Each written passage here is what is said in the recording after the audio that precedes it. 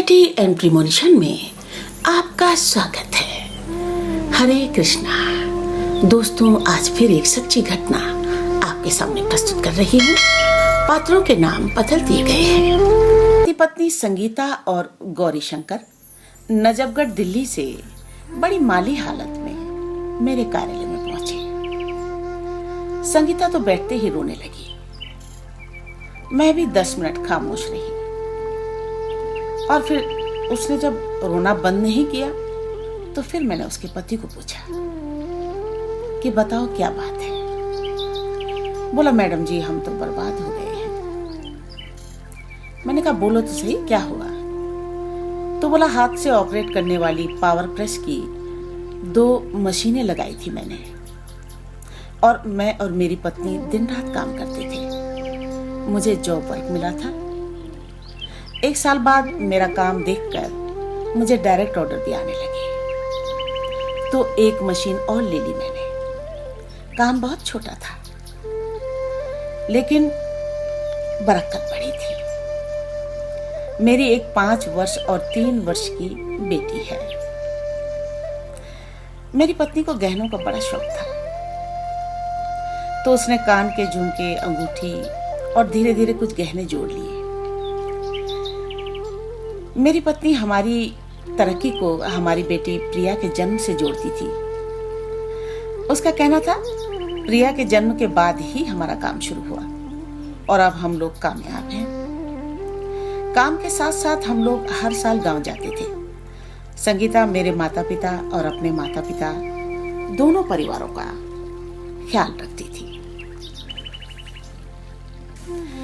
संगीता जब देवी पूजन के लिए गांव गई तो उसकी माँ ने कहा कि बेटा, तेरा छोटा भाई रघुवीर अब 20 वर्ष का हो गया है। मैं चाहती हूँ इसका विवाह कर दो। तो संगीता ने कहा, पहले ये कहीं नौकरी रोजगार तो ढूंढ ले, तभी तो विवाह होगा।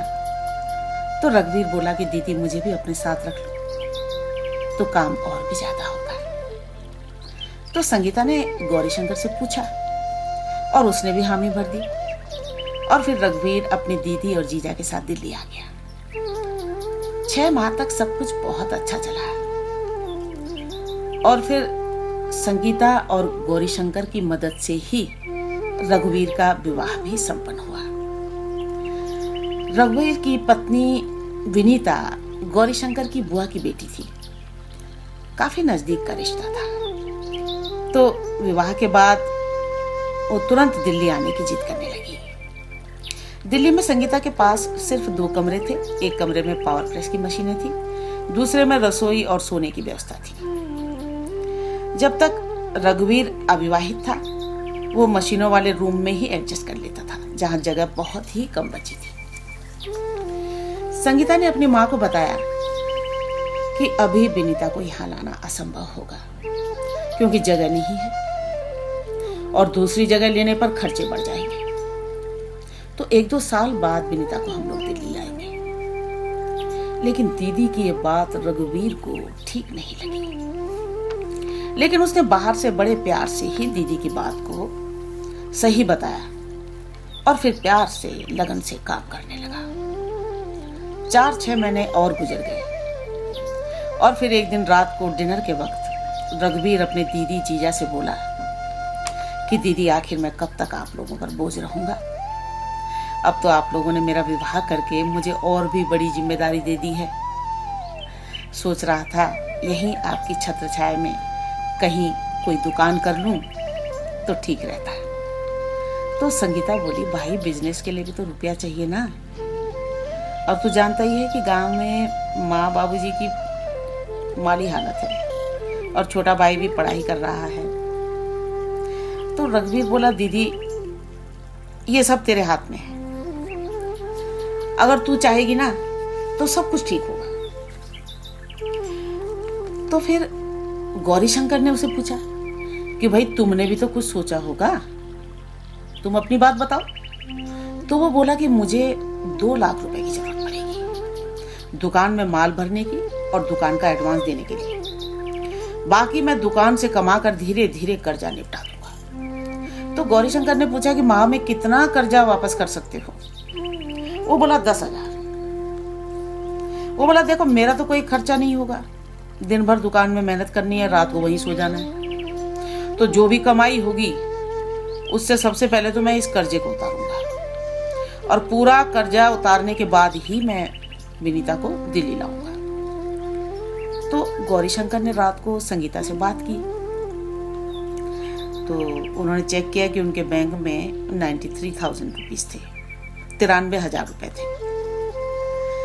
संगीता ने कहा कि जल्दीबाजी मत करो, अभी 1-2 माह सोच लेने दो। लेकिन दूसरे दिन फिर डिनर करते वक्त रघुवीर ने वही बात दोहरानी शुरू कर दी कि उसे दुकान करनी है।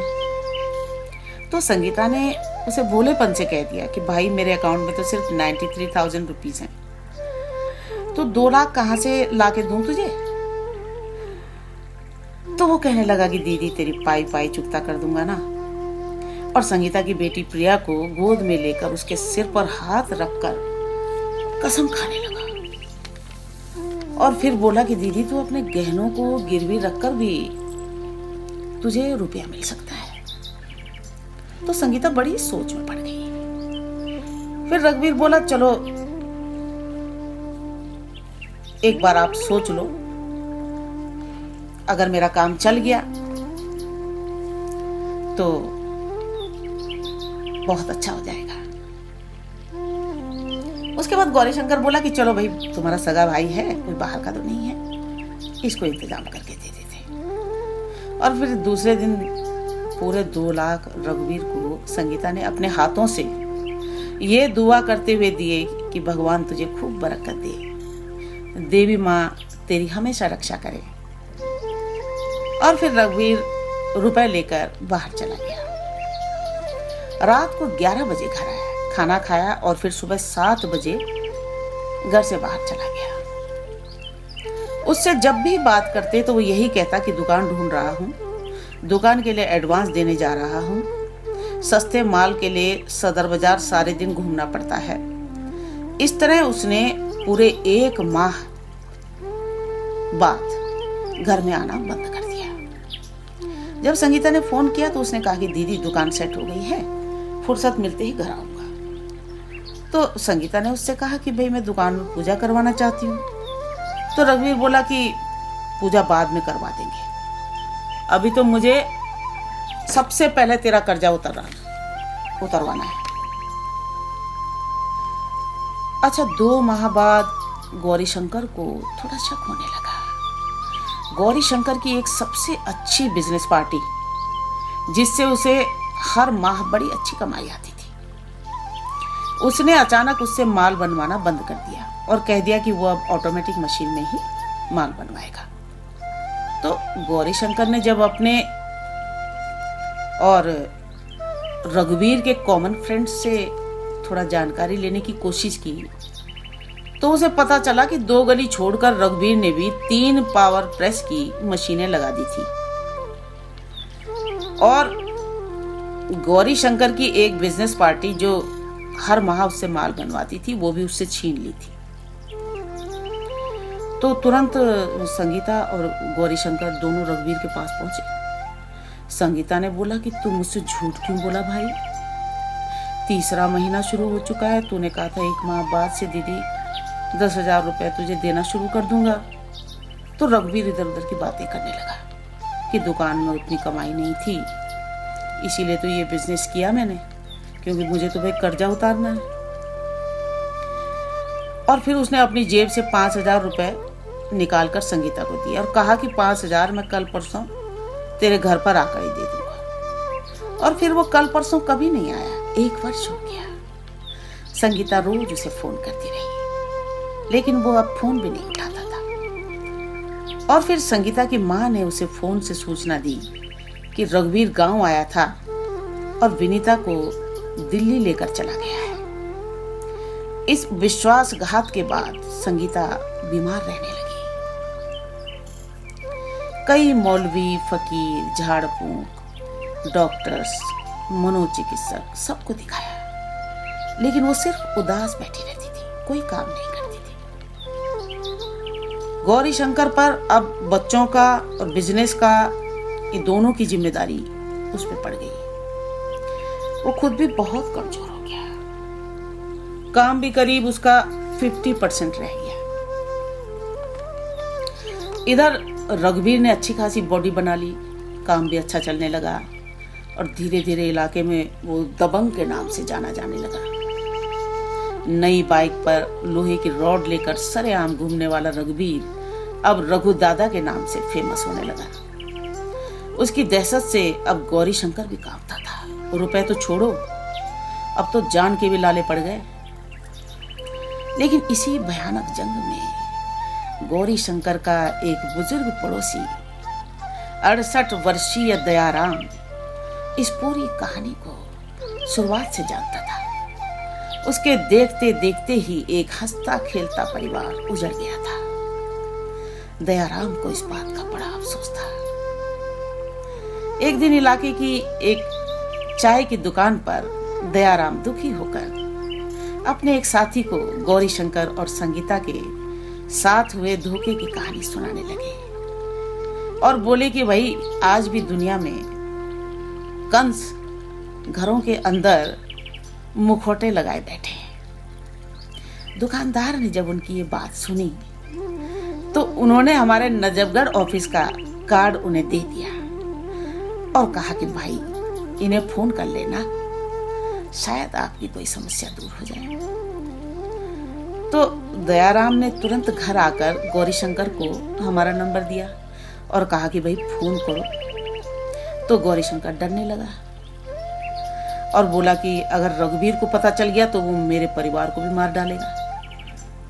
तो दयाराम ने स्वयं मुझे फोन किया और कहा कि गौरी शंकर को, तो मैंने उससे कहा कि भाई गौरी शंकर को कहो कि तुरंत पीसीआर को कॉल करो।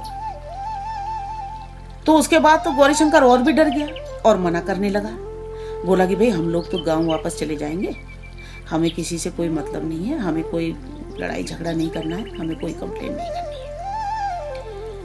है। फिर मैंने दयाराम को कहा कि बाबा आप खुद ही इनको अपने साथ लेकर आइए, आपकी सुरक्षा का पूरा ध्यान रखेंगे हम। उसके बाद देखा कि दयाराम के घर वाले उसके पीछे पड़ गए कि आपको क्या जरूरत है इनके बीच में पड़ने की।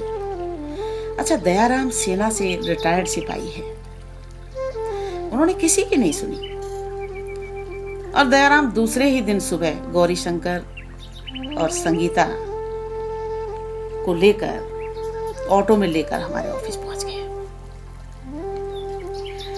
संगीता तो कुछ बोल नहीं पा रही थी, बस रोए जा रही थी, लेकिन गौरी शंकर ने ही मुझे अपनी स्टोरी बताई।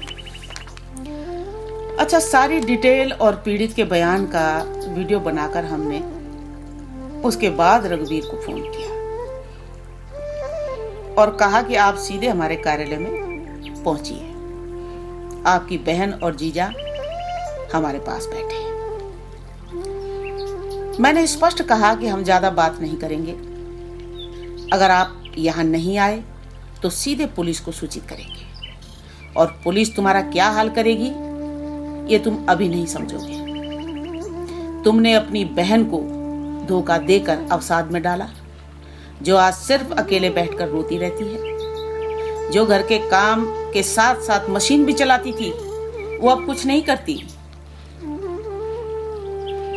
अगर घर की बात को बैठकर सुलझाना चाहते हो तो सीधे कार्यालय आ जाओ और व्यवस्था करके आना, हिसाब आज ही क्लियर करना होगा। तो वो फोन में चिल्लाने लगा कि मेरे पास पैसे नहीं है, मैं कहां से लाऊं। तो मैंने कहा तेरे पास तेरी 3 मशीनें हैं, हम उनको उठा लेंगे, तेरी पार्टियों से बात करेंगे और तेरी फैक्ट्री में पहुंचेंगे बहुत जल्दी। उसके बाद मैंने उसे अपना एड्रेस व्हाट्सएप कर दिया। फिर मैंने देखा 2 घंटे के अंदर वो अपने साथ 2 मुस्टंडे लेकर हमारे कार्यालय पहुंचा। पहुंचते ही प्लान के मुताबिक मेरे स्टाफ ने एक जोर का थप्पड़ उसे जड़ दिया तो एकदम चौंक गया। बोला हिसाब कर तो रहा हूं, मार क्यों रहे हो। ये थप्पड़ दरअसल सिर्फ संगीता और गौरी शंकर के अंदर बैठी दहशत को दूर करने के लिए उसे मारा गया था, क्योंकि संगीता उसको देखकर बहुत डर रही थी। उसके बाद बात करते करते उसने पहले 40,000 ट्रांसफर किए। उसके बाद कहा कि बाकी रुपए देने के लिए उसे कुछ समय दिया जाए, उसके पास अभी नहीं है। तो मैंने कहा तू लगता है ऐसे नहीं मानेगा, और मैंने फोन उठाया और पुलिस को कॉल लगाने की कोशिश की। मैंने कहा तू अब सीधे अंदर जाएगा और तू ये सोच लेना कि तेरी पत्नी विनीता 7 माह की गर्भवती है। जैसे तूने संगीता को उजाड़ा, उससे भी बुरा हाल तेरा होगा। उसके बाद वो सोचने लगा। फिर उसके साथ जो 2 लोग आए थे, बाकी रुपए उन दोनों लोगों ने अपने अकाउंट से ट्रांसफर गौरीशंकर के अकाउंट में कर दिए। तो हिसाब इनका पूरा हो गया। उसके बाद मैंने रघुवीर को कहा कि इसे तुम एक मेरी धमकी ही समझ लेना कि आज के बाद संगीता और अन्य किसी लड़की से राखी मत बंधवाना, क्योंकि भाई का मुखौटा लगाए तुम वास्तव में कंस हो, जिस बहन ने दुआओं की वर्षा करके तेरे सुखी भविष्य के लिए अपना सब कुछ निछावर कर दिया। तेरे जैसा दुष्ट कभी भी उसके त्याग को समझ नहीं सकेगा। तूने भाई शब्द की गरिमा को तार तार किया। तेरे आस पड़ोस में भी मेरा स्टाफ सबको जाकर बताएगा कि तूने अपनी देवी समान बहन को लूट कर मरने के लिए छोड़ दिया। उसके बाद हमारे स्टाफ ने रघुवीर और उसके अन्य साथियों को धक्के मार कार्यालय से बाहर कर दिया। सुरक्षा कारणों को देखते हुए मैंने पुलिस को इन्फॉर्म कर दिया था कि भविष्य में रघुवीर, संगीता और गौरीशंकर को नुकसान पहुंचा सकता है, इसीलिए इनकी सुरक्षा व्यवस्था अत्यंत जरूरी है। मैंने दयाराम जी का आभार प्रकट किया, उन्हें इनाम में कुछ धनराशि भी दी और गौरीशंकर को रोज हनुमान चालीसा का पाठ करने को कहा और संगीता के लिए ओम नमो भगवते वासुदेवाय नमः की एक माला रोज करने को कहा। दोस्तों, शारीरिक ऊर्जा, मानसिक शांति और आध्यात्मिक ऊर्जा के लिए ओम नमो भगवते वासुदेवाय नमः का ये मंत्र सर्वोत्तम माना जाता है। संगीता को अपने जानने वाले एक मनोचिकित्सक को मैंने दिखाया। 1 साल दवा खाने के बाद ही संगीता 70% नॉर्मल होने लगी और बच्चों की देखभाल करने लगी। धीरे धीरे अब वो सामान्य हो चुकी है। रघुवीर ने अपनी फैक्ट्री मायापुरी के पास शिफ्ट कर ली है।